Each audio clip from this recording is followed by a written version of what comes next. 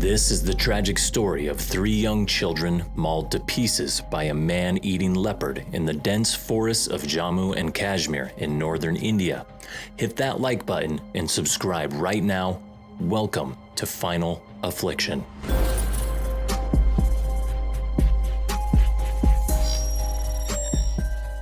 The morning of June 12, 2022 was the start of a harrowing 48 hours in India, as gut-wrenching news of 3 children being attacked and killed by wild cats, one after another, made headlines across the country.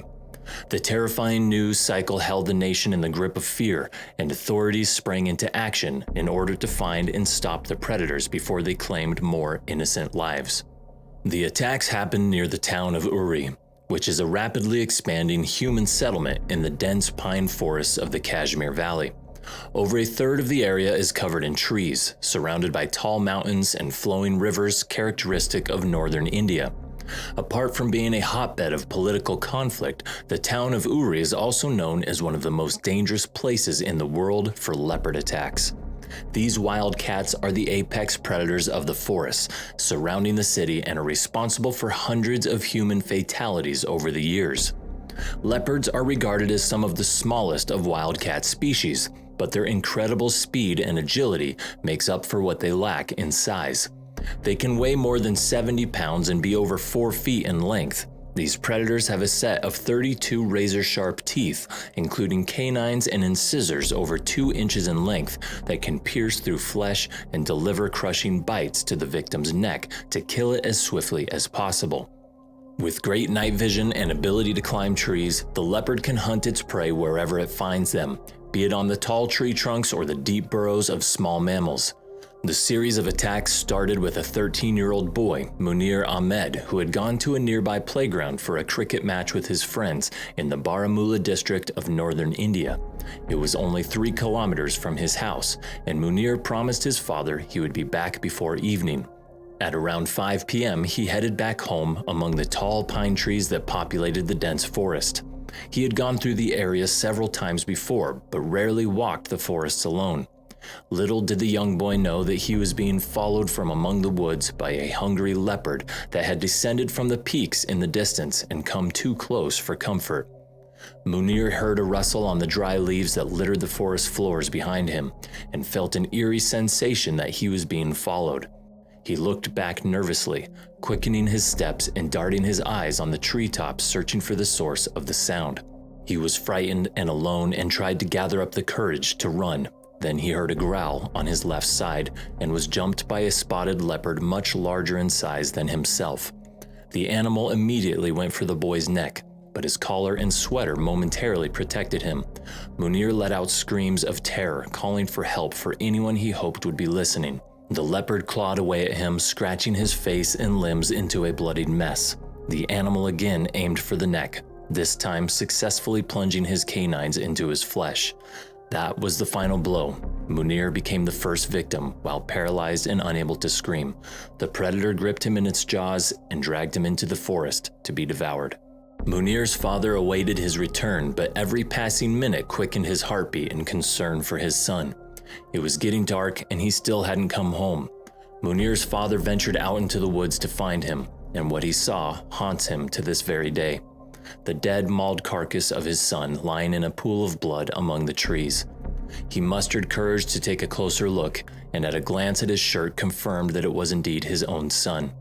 The helpless father pleaded him to wake up, but to no avail. He carried him into the town screaming, alerting authorities and police, who realized that something had gone terribly wrong. The very next morning, the city was hit by the shocking news of another brutal leopard attack. 14-year-old Shahid Ahmed had been feeding cattle at his family's farmhouse at 7 in the morning. The cattle and lambs had attracted predators from the forest before, but this time the wild cat was out for a human victim. The young boy had been grazing cattle on the field near his farm when he was ambushed by a leopard from behind. It sprinted toward him with sheer speed, growling ferociously and terrifying the young boy out of his senses. The frightened 14-year-old screamed at the top of his lungs, awakening his parents in the rooms a few hundred feet away.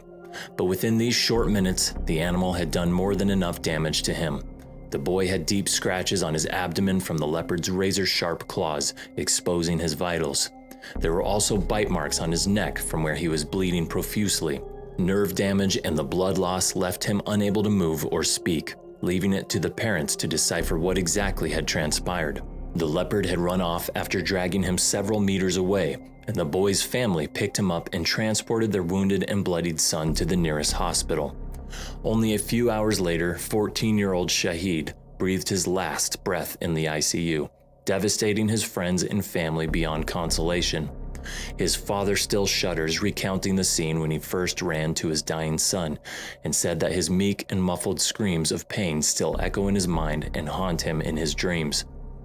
The city was still jolted by the news of these two vicious attacks when on Tuesday, another young girl was reported missing in the forests outside of Uri.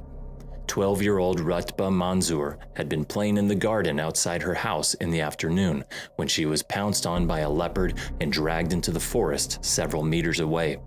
The little girl could do nothing in resistance but let out screams that were quickly muted after the animal bit her neck. After several minutes passed and Rutba still hadn't come home, her parents peered out the window to call her back, but she was nowhere to be seen. They frantically ran outside, fearing the worst, but could not see their daughter anywhere. She remained missing for over 3 hours as the town gathered and searched the nearby forests for any sign of the little girl. Little did they know that they would indeed soon find her, but as a half-eaten and bloodied corpse lying beside a tree. Rutba's brother first discovered her body and tried to make sure his parents never saw the condition she was in. The little girl was disemboweled with eyes wide open and a look of terror on her blood-sodden face. But the parents weren't far behind in the search party and soon discovered their daughter's dead body. The sight broke them down completely as they let out helpless cries for their beloved child. They picked up her remains and carried her back to town in intense grief. The 3 attacks within a span of just 2 days sent shockwaves around the world. The brutal nature of the deaths was compounded by the fact that the victims were children. The state government was heavily criticized for not taking action before or even after the news of the attacks had spread. Parents of the 3rd victim, Rutba, staged a massive protest with their townsfolk on the Srinagar highway connecting the city of Uri to the rest of the state.